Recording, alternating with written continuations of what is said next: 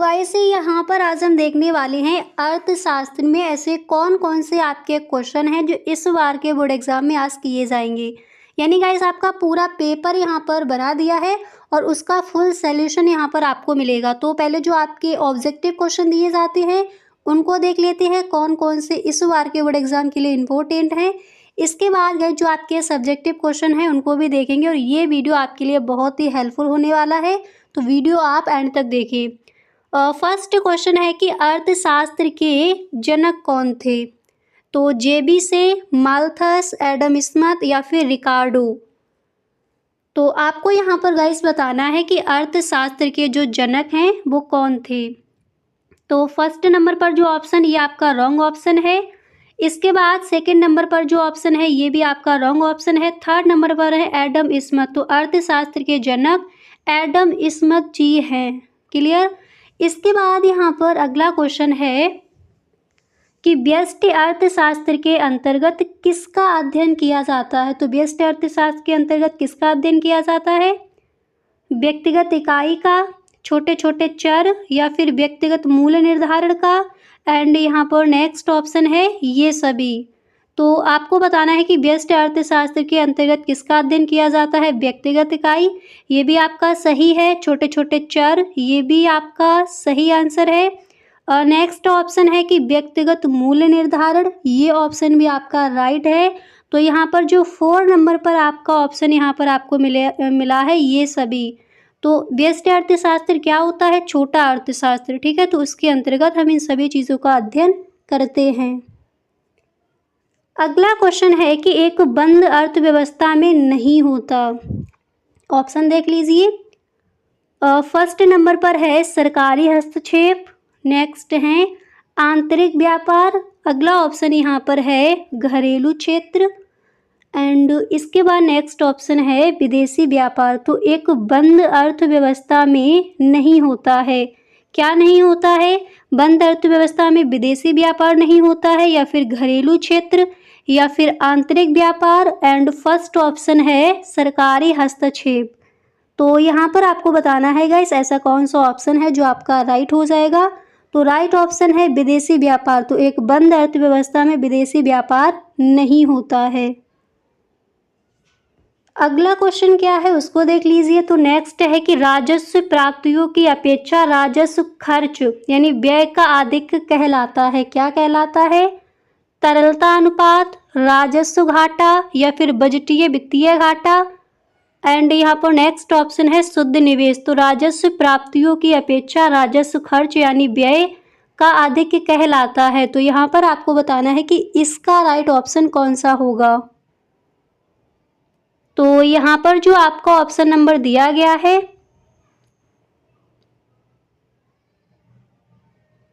कौन सा option right हो जाएगा गाइस बताइए। तो यहाँ पर जो आपका ऑप्शन नंबर यहाँ पर राइट हो जाएगा जो यहाँ पर आपका सेकेंड नंबर पर है राजस्व घाटा, ठीक है। तो राजस्व प्राप्तियों की अपेक्षा राजस्व खर्च का अधिक क्या कहलाता है, राजस्व घाटा कहलाता है, ठीक है। अगला क्वेश्चन है कि आय में इकाई वृद्धि होने पर उपभोग में होने वाली वृद्धि को कहते हैं। क्या कहते हैं। फर्स्ट नंबर पर ऑप्शन है स्वतंत्र उपभोग, नेक्स्ट है औसत उपभोग प्रवृत्ति, अगला ऑप्शन है सीमांत उपभोग प्रवृत्ति, एंड यहाँ पर 4 नंबर पर ऑप्शन है अप्रत्याशित उपभोग, अप्रत्याशित उपभोग। तो आय में इकाई वृद्धि होने पर उपभोग में होने वाली वृद्धि को क्या कहते हैं। तो यहाँ पर जो आपका ऑप्शन नंबर दिया गया है तीसरा सीमांत उपभोग प्रवृत्ति, यही होगा आपका राइट ऑप्शन। अगला क्वेश्चन है कि अर्थव्यवस्था में साख सृजन का कार्य कौन करता है। मोस्ट इम्पोर्टेंट है और वैसे कई बार पूछा गया कि अर्थव्यवस्था में साख सृजन का कार्य कौन करता है। तो पहले ऑप्शन देख लीजिए। फर्स्ट है सरकार, नेक्स्ट है केंद्रीय बैंक, तीसरा ऑप्शन जो दिया गया है व्यावसायिक बैंक, ठीक है, और चौथा ऑप्शन यह है कि इनमें से कोई नहीं। तो हम सबको पता है कि अर्थव्यवस्था में साख सृजन का कार्य कौन करता है। तो कौन करता है, फर्स्ट नंबर पर जो ऑप्शन है वो आपका गलत है। सेकंड नंबर पर जो यहाँ पर आपको ऑप्शन मिला है ये भी आपका रॉन्ग है, व्यावसायिक बैंक हो जाएगा राइट ऑप्शन, ठीक है। थर्ड नंबर पर जो है इसके बाद अगला क्वेश्चन है कि भारतीय रिजर्व बैंक की स्थापना की गई, तो कब की गई, ये भी आपका इंपॉर्टेंट है, पूछ लिया जाता है बहुविकल्पीय प्रश्न में। तो भारतीय रिजर्व बैंक की स्थापना कब की गई थी? 1948 में, ये आपका गलत ऑप्शन है। 1949 में, या फिर 1950 में, या फिर 1951 में। तो जो राइट ऑप्शन है वो कौन सा होगा? 4 नंबर पर रॉन्ग ऑप्शन है, 3rd नंबर पर भी रॉन्ग है, राइट हो जाएगा 1949। तो भारतीय रिजर्व बैंक की स्थापना 1949 में हुई थी। अगला क्वेश्चन है कि आर्थिक क्रियाओं का अर्थ लिखिए। चलिए इसका आंसर देख लीजिए। तो जो आपके सब्जेक्टिव क्वेश्चन है उनको देखती है, ठीक है। तो आर्थिक क्रियाओं का अर्थ क्या है? आप लिखोगे कि वे सभी क्रियाएं जो धन प्राप्त करने के लिए की जाती हैं आर्थिक क्रियाएं कहलाती हैं। वे सभी क्रियाएं जो हम धन को प्राप्त करने के लिए करते हैं वो सारी आर्थिक क्रियाएं कहलाती हैं। इसके बाद जो आपके very short answer type question दिए जाते हैं उसमें देख लीजिए। अगला क्वेश्चन है मध्यवर्ती वस्तुएं क्या है? ये भी क्वेश्चन कई बार पूछा गया है, ठीक है। जो आपके अतिलक उत्तरीय प्रश्न आते हैं उनको पहले देख लीजिए। तो मध्यवर्ती वस्तुएं क्या है? आप लिखोगे कि वे वस्तुएं जिनका उपयोग किन्हीं वस्तुओं के उत्पादन के लिए किया जाता है, ठीक है, वही आपकी मध्यवर्ती वस्तुएं कहलाती हैं। तो वे वस्तुएं जिनका उपयोग किन्हीं वस्तुओं के प्रोडक्शन के लिए किया जाता है उन्हें ही हम मध्यवर्ती वस्तुएं कहते हैं। तो मध्यवर्ती वस्तुएं क्या है? आई होप आपको समझ आ गया होगा। इसके बाद क्वेश्चन नंबर 3 आपका क्या दिया गया है? क्वेश्चन नंबर 3 है कि अवसर लागत को परिभाषित कीजिए। तो अवसर लागत क्या है? आंसर देखिए। आप लिखोगे कि किसी वस्तु की अवसर लागत दूसरी वस्तु की वह मात्रा है जिसका इस वस्तु के उत्पादन के कारण त्याग किया जाता है, वही आपकी कहलाती है अवसर लागत। तो किस तरह से लिखोगे? किसी वस्तु की अवसर लागत दूसरी वस्तु की वह मात्रा है जिसका इस वस्तु के उत्पादन के कारण, यानी इस वस्तु का जो प्रोडक्शन हुआ है उसके कारण त्याग किया जाता है, ठीक है। अगला क्वेश्चन है कि घाटा बजट क्या होता है? ये क्वेश्चन भी पूछा जाता है आपका। तो घाटा बजट क्या है? आप लिखोगे कि बजट घाटे से अभिप्राय उस स्थिति से है जिसमें सरकार का बजट व्यय सरकार की बजट प्राप्तियों से अधिक होता है। यह कुल व्यय आय का अंतर है। समझ आ गया? बजट घाटा बजट क्या है? बजट घाटे से अभिप्राय उस स्थिति से है जिसमें सरकार का बजट व्यय यानी खर्च सरकार की बजट प्राप्तियों से अधिक होता है। यह कुल व्यय का अंतर है, यानी कुल खर्च का अंतर है। अगला क्वेश्चन क्या है उसको देखिए। तो नेक्स्ट है कि सार्वजनिक वस्तु क्या है? ये भी आपका पूछा जाता है। मध्यवर्ती वस्तुएं, सार्वजनिक वस्तु, निजी वस्तु, इंपॉर्टेंट है क्वेश्चन। तो सार्वजनिक वस्तु में आप लिखो कि सार्वजनिक वस्तु वह है जिसका लाभ ऐसे उपभोक्ताओं को भी मिल जाता है जो इसके लिए स्वेच्छा से भुगतान नहीं कर सकते या फिर नहीं करते। याद हो गया? सार्वजनिक वस्तु क्या है? आप लिखोगे कि सार्वजनिक वस्तु वह है जिसका लाभ ऐसे उपभोक्ताओं को भी मिल जाता है जो इसके लिए स्वेच्छा से भुगतान नहीं करते। इसके बाद अगला क्वेश्चन है कि समग्र मांग से आप क्या समझते हैं? तो देख लीजिए समग्र मांग क्या है। इसका आंसर आप लिखोगे कि समग्र मांग उस कुल व्यय को बताती है, उस कुल खर्च को बताती है जिसे एक देश के निवासी आय के दिए हुए स्तर पर वस्तुओं और सेवाओं को खरीदने के व्यय करने को तैयार हैं, ठीक है।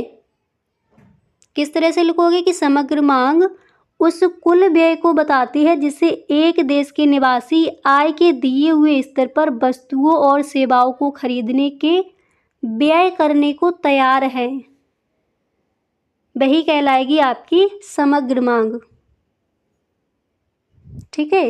अब इसके बाद अगला क्वेश्चन आपका क्या है उसको देख लीजिए। तो यहाँ पर जो आपका नेक्स्ट क्वेश्चन है दिया गया है कि मुद्रा के 3 प्रमुख कार्य लिखिए। तो मुद्रा के 3 प्रमुख कार्य कौन कौन से? क्वेश्चन कई बार पूछा गया है। मुद्रा क्या है ये भी क्वेश्चन पूछा जाता है।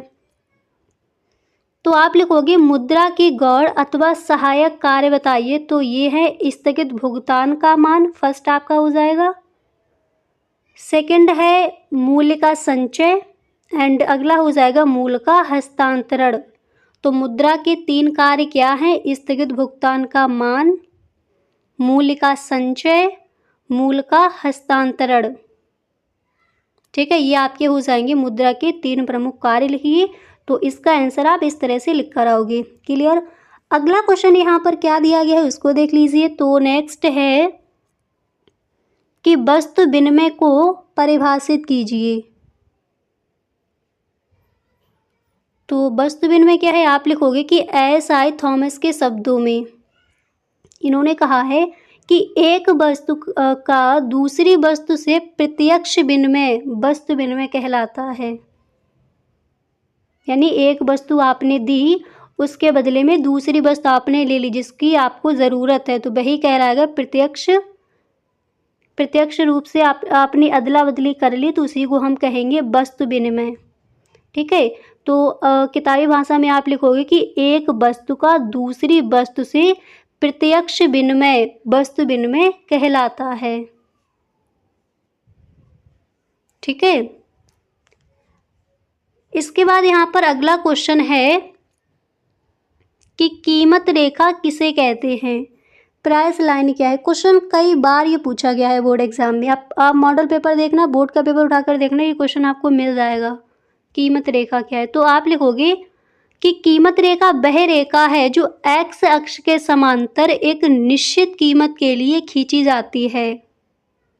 यह फर्म के मांग वक्र को प्रदर्शित करती है। यह बाजार कीमत तथा फर्म के उत्पाद के संबंध को दर्शाती है। सभी फर्मों को इस रेखा का सामना करना पड़ता है। इसके बाद आपको ब्रैकेट बनाकर नीचे लिखना है कि कीमत रेखा यानी प्राइस लाइन बराबर AR बराबर MR बराबर प्राइस।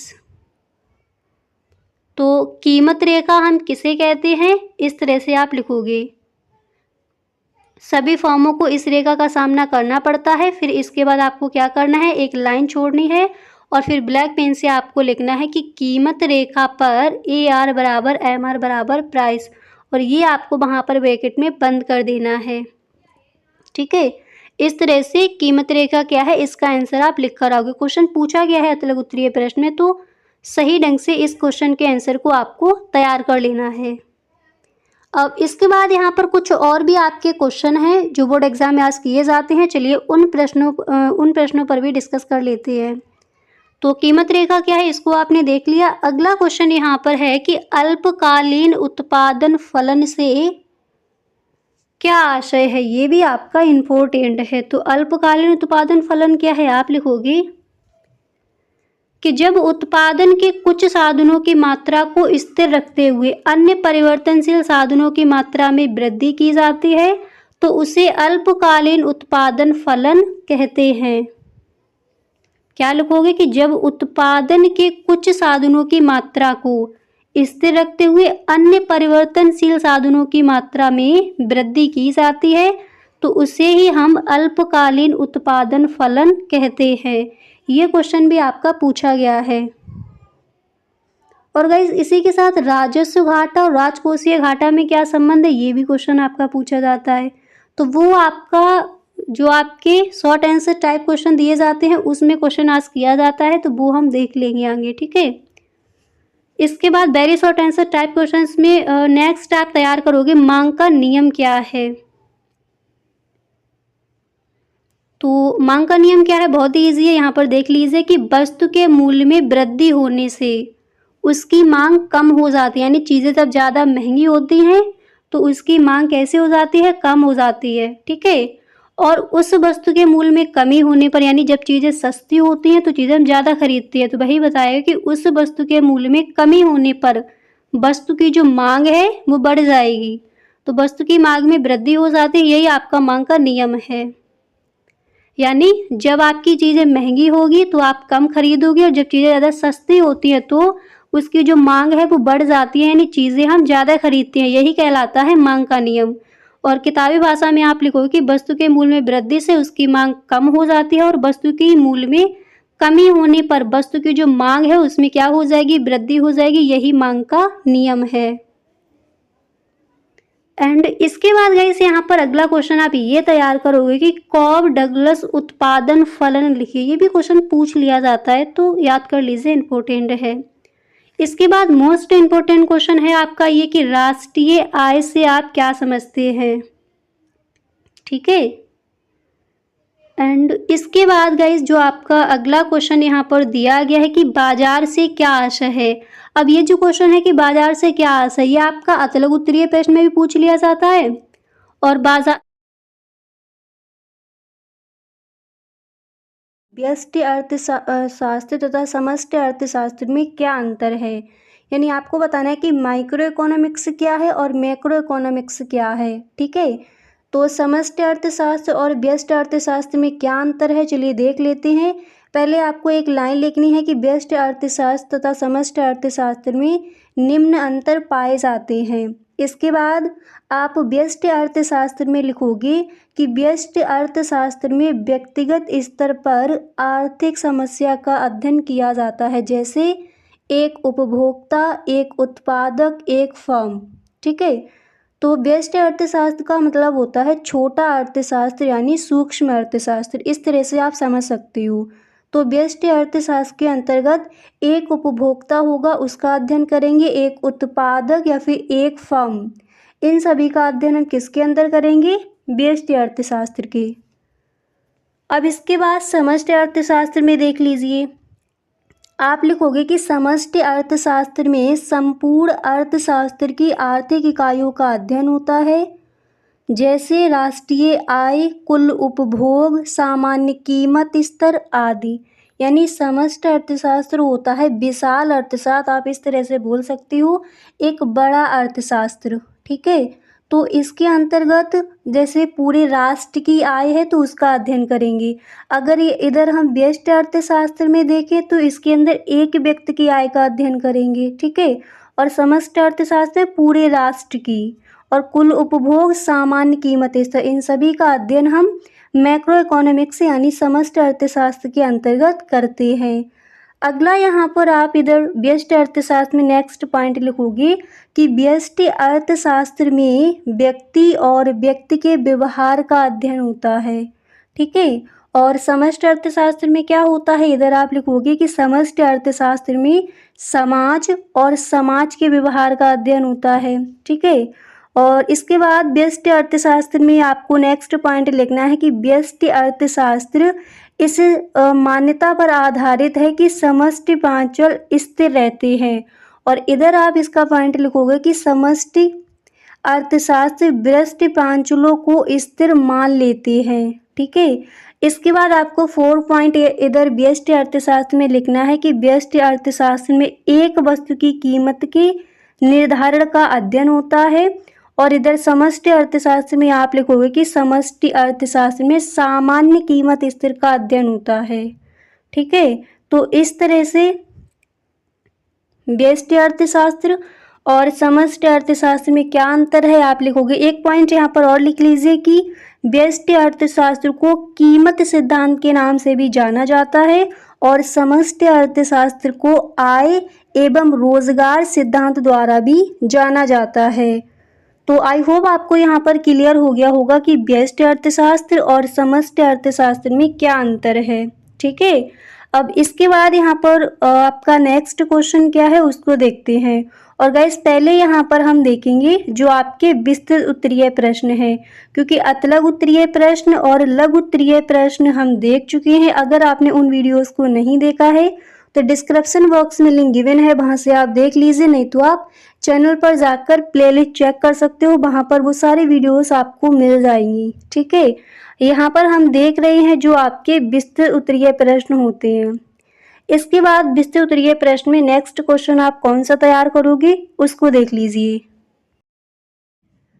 अब इसके बाद यहाँ पर आपका अगला क्वेश्चन आप तैयार करेंगे कि उत्पादन फलन की मान्यताएं क्या हैं, ठीक है। उत्पादन फलन की मान्यताएं भी देख लीजिए और इसी में उत्पादन फलन की विशेषताएं क्या हैं। तो पहले मान्यताएं देख लीजिए। फर्स्ट है कि उत्पादन फलन का संबंध किसी निश्चित समयावधि से होता है। इसके बाद नेक्स्ट आप लिखोगे कि उत्पादन फलन के सभी उत्पादन अल्पकाल में परिवर्तित नहीं किए जा सकते, अर्थात अल्पकाल में उत्पादन के कुछ साधन स्थिर तथा अन्य परिवर्तनशील होते हैं। इसके बाद आप नेक्स्ट लिखोगे कि दीर्घकाल में उत्पादन फलन के सभी उपादान परिवर्तनशील होते हैं। और नेक्स्ट पॉइंट आपको लिखना है कि अल्पकाल में तकनीकी स्तर में कोई परिवर्तन नहीं होता। इसके बाद आप हेडिंग डालोगे उत्पादन फलन की विशेषताएं, उनको भी यहीं पर देख लीजिए। तो इसमें आप लिखोगे कि उत्पादन फलन उत्पत्ति के साधनों एवं उत्पादन के भौतिक मात्रात्मक संबंध को बताता है। इसके बाद नेक्स्ट आपको लिखना है कि उत्पादन फलन में उपादानों एवं उत्पादन की कीमतों का कोई समावेश नहीं होता।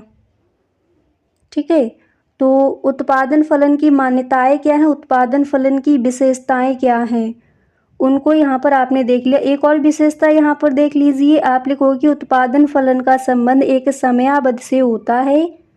एक समयावधि में एक उत्पादन फलन हो सकता है जो समय की अवधि परिवर्तित होने पर परिवर्तित हो सकता है।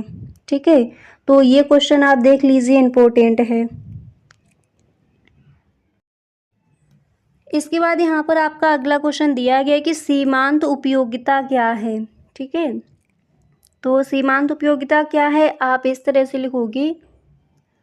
प्रोफेसर बोल्डिंग के अनुसार इन्होंने कहा है कि किसी वस्तु की दी हुई मात्रा की सीमांत उपयोगिता कुल उपयोगिता में होने वाली वृद्धि है जो उसके उपभोग में एक इकाई के बढ़ने के परिणाम स्वरूप होती है। ठीक है, इसके बाद आप इसकी नेक्स्ट डेफिनेशन भी यहाँ पर देख लीजिए। सैमुअल्स के अनुसार इन्होंने कहा है कि सीमांत तुष्ट गुण उस अतिरिक्त तुष्ट गुण को बताता है जो वस्तु की एक अंतिम अतिरिक्त इकाई से प्राप्त होता है। ठीक है, तो सीमांत उपयोगिता क्या है, इसकी यहाँ पर दो परिभाषाएं आपने देख ली।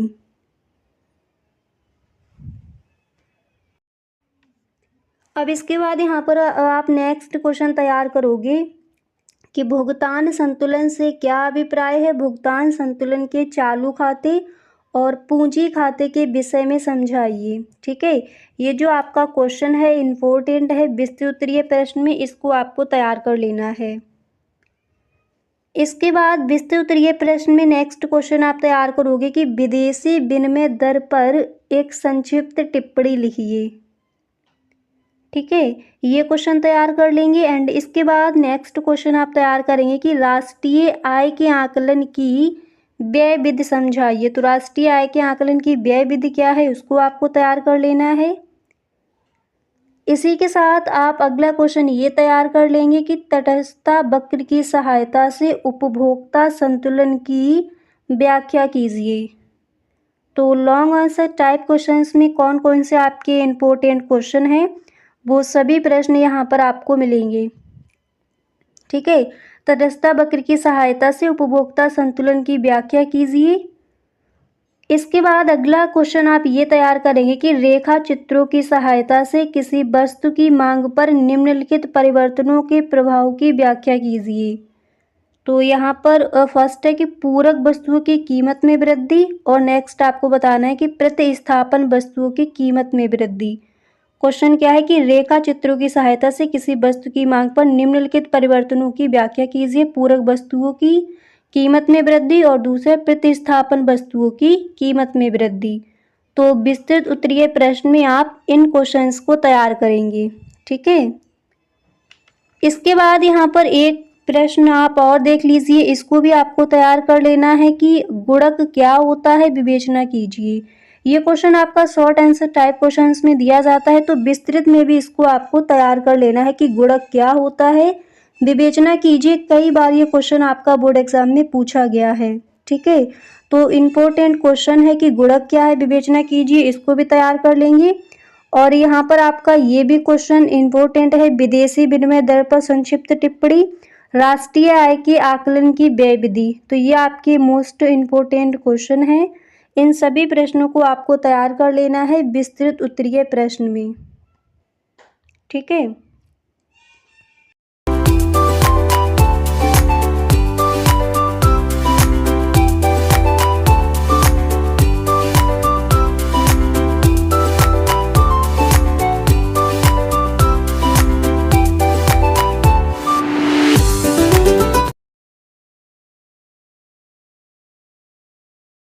आप एंड तक देखिए। फर्स्ट क्वेश्चन है कि विलासिता की वस्तुओं की मांग की कीमत लोच होती है, कैसी होती है?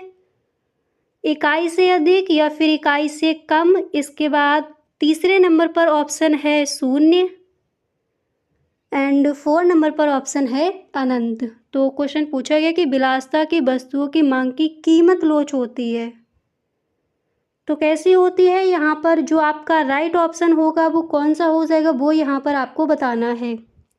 ठीक है, तो फर्स्ट ऑप्शन दिया गया है इकाई से अधिक, सेकंड है इकाई से कम। तो राइट जो आपका ऑप्शन है वो यहाँ पर हो जाएगा इकाई से अधिक। विलासिता की वस्तुओं की मांग की कीमत लोच इकाई से अधिक होती है। इसके बाद गाइस अगला क्वेश्चन है कि भारत में पाई जाती है कैसी अर्थव्यवस्था? मोस्ट इम्पोर्टेंट है, कई बार पूछा गया है। ठीक है, तो क्वेश्चन है कि भारत में पाई जाती है, ऑप्शन है मिश्रित अर्थव्यवस्था, समाजवादी अर्थव्यवस्था, नेक्स्ट ऑप्शन है साम्यवादी अर्थव्यवस्था, अगला ऑप्शन है पूंजीवादी अर्थव्यवस्था। तो यहाँ पर आपका राइट ऑप्शन कौन सा हो जाएगा वो आपको बताना है। तो यहाँ पर जो अंत में आपका दिया गया है कि पूंजीवादी अर्थव्यवस्था रॉन्ग है, साम्यवादी अर्थव्यवस्था दिया गया ऑप्शन, ये भी आपका रॉन्ग ऑप्शन है, समाजवादी भी रॉन्ग हो जाएगा। तो भारत में मिश्रित अर्थव्यवस्था पाई जाती है। ठीक है, फर्स्ट वाला जो ऑप्शन है राइट है। एंड इसके बाद अगला क्वेश्चन है कि उत्पादन फलन को व्यक्त करता है, ऑप्शन देख लीजिए। फर्स्ट है क्यू एक्स बराबर पी एक्स, सेकेंड ऑप्शन है क्यू एक्स बराबर एफ, कोष्टक में a comma b comma c comma d, and next option है क्यू एक्स बराबर डी एक्स, एंड 4 नंबर पर आपको ऑप्शन मिला है कि इनमें से कोई नहीं। तो क्वेश्चन है कि उत्पादन फलन को व्यक्त करता है, तो उत्पादन फलन को कौन व्यक्त करता है? तो एंड में जो ऑप्शन है आपका रॉन्ग हो जाएगा। थर्ड नंबर पर है क्यू एक्स बराबर डी एक्स, ये भी आपका ऑप्शन रॉन्ग है, एंड फर्स्ट वाला भी रॉन्ग हो जाएगा। सेकंड वाला आपका राइट ऑप्शन है क्यू एक्स बराबर एफ कोष्टक में a comma b comma c comma D. ठीक है, अगला क्वेश्चन यहाँ पर है कि निम्नलिखित में कौन सा प्रत्यक्ष कर है? ये क्वेश्चन भी आपका पूछा जाता है। तो प्रत्यक्ष कर कौन सा है? फर्स्ट नंबर पर ऑप्शन है आयकर, इसके बाद सेकंड नंबर पर ऑप्शन है संपत्ति कर, इसके बाद नेक्स्ट ऑप्शन है वस्तु एवं सेवा कर, इसके बाद 4 नंबर पर ऑप्शन है उपहार कर। तो निम्नलिखित में कौन सा प्रत्यक्ष कर है ये आपको यहाँ पर बताना है। तो एंड में जो ऑप्शन है उपहार कर, ये आपका रॉन्ग ऑप्शन दिया गया है। इसके बाद यहाँ पर ऑप्शन नंबर 3 आपका दिया गया है वस्तु एवं सेवा कर, सेकंड है संपत्ति कर, फर्स्ट है आयकर। तो जो राइट ऑप्शन है वो यहाँ पर आपका हो जाएगा आयकर। निम्नलिखित में कौन सा प्रत्यक्ष कर है? तो आयकर एक प्रत्यक्ष कर है। अगला क्वेश्चन यहाँ पर दिया गया है कि बाजार का नियम प्रस्तुत किया है, तो किसने किया है? यहाँ पर कुछ दिए गए हैं वैज्ञानिक जो आपके अर्थशास्त्री हैं वो दिए गए हैं। फर्स्ट है कि जे.एम. कीन्स ने, सेकंड नंबर पर है जे.बी. से ने, एंड थर्ड नंबर पर है कोई नहीं, एंड यहाँ पर आपको नेक्स्ट ऑप्शन मिला है पहला। तो बाजार का नियम प्रस्तुत किया है, तो किसने किया है? 4 नंबर पर जो ऑप्शन है रॉन्ग हो जाएगा। सेकंड नंबर पर जो थर्ड नंबर पर जो ऑप्शन है रॉन्ग ऑप्शन है, एंड आपका जो सेकंड नंबर पर दिया गया है जे.बी. से ने, और फर्स्ट नंबर पर भी आपका रॉन्ग ऑप्शन है। तो बाजार का नियम प्रस्तुत किसने किया है? कौन सा ऑप्शन आपका राइट हो जाएगा उसको यहाँ पर आपको बताना है। तो सेकंड नंबर पर जो ऑप्शन है जे.बी. से ने, आपको ध्यान रखना है कि बाजार का नियम जे.बी. से ने प्रस्तुत किया है। बाजार का नियम किसने प्रस्तुत किया? जे.बी. से ने। अगला क्वेश्चन यहाँ पर है कि समष्टि अर्थशास्त्र के अभ्युदय का श्रेय जाता है, किसे जाता है? फर्स्ट नंबर पर है मार्शल को, नेक्स्ट है रॉबिन्स को, अगला ऑप्शन है कीन्स को, इसके बाद यहाँ पर 4 नंबर पर ऑप्शन में है पीगू को। तो यहाँ पर आपको बताना है कि इसका जो आपका राइट ऑप्शन होगा वो क्या हो जाएगा।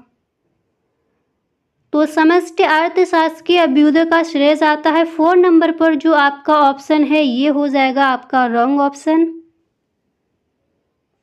इसके बाद यहाँ पर आपका 3rd नंबर पर ऑप्शन क्या दिया गया है, कीन्स को, एंड 2nd नंबर पर रॉबिन्स को, 1st नंबर पर मार्शल को। तो समष्टि अर्थशास्त्र के अभ्युदय का जो श्रेय है वो जाता है कीन्स को, यानी जो आपका 3rd नंबर पर ऑप्शन है वही सही है। इसके बाद अगला क्वेश्चन है कि मांग बढ़ने पर क्या होता है, कीमत में वृद्धि होती है, मात्रा से क्या होता है। ऑप्शन देखिए, पहले फर्स्ट ऑप्शन है गाइस कीमत में वृद्धि होगी, 2nd है मात्रा स्थिर रहेगी, 3rd है कीमत में कमी होगी, 4 है कि कीमत में स्थिर रहेगी या फिर कीमत स्थिर रहेगी। तो मांग बढ़ने पर अगर आपने मांग का नियम सही से पढ़ा है तो यहाँ पर एकदम से आप मार्क कर दोगे कि सही ऑप्शन कौन सा है। तो मांग बढ़ने पर कीमत में स्थिर रहेगी, यह आपका गलत ऑप्शन है। मांग बढ़ने पर कीमत में कमी होगी, कैसा ऑप्शन है आपको बताना है। फर्स्ट है कि कीमत में वृद्धि होगी, नेक्स्ट है मात्रा स्थिर रहेगी, यह आपका रॉन्ग है कि मात्रा स्थिर रहेगी। तो फर्स्ट नंबर पर है जो कीमत में वृद्धि होगी, यही हो जाएगा आपका राइट ऑप्शन, ठीक है।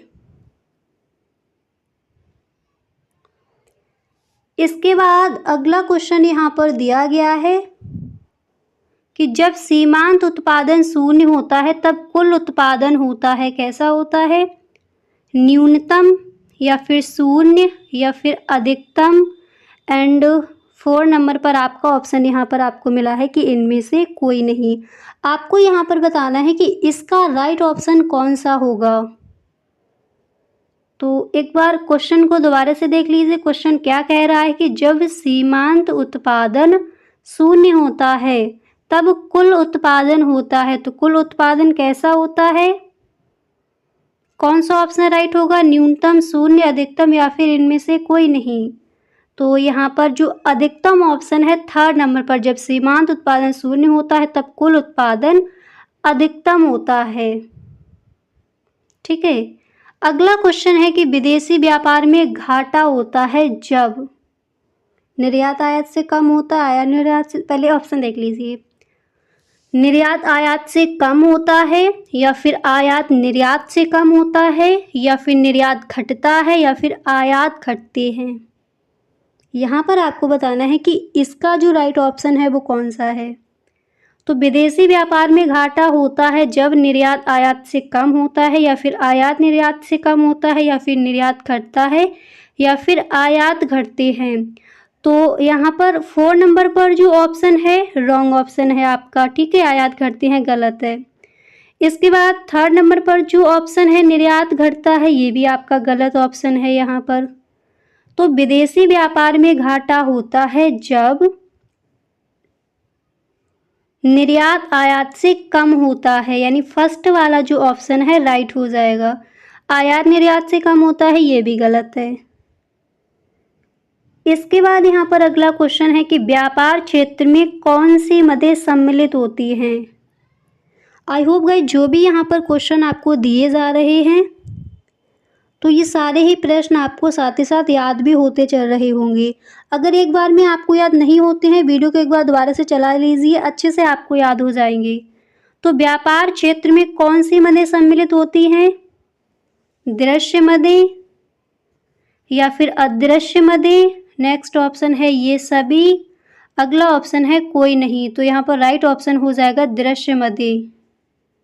व्यापार क्षेत्र में दृश्य मदें सम्मिलित होती हैं। अगला क्वेश्चन है कि भारत में बजट की अवधि है, तो क्या है बजट की अवधि।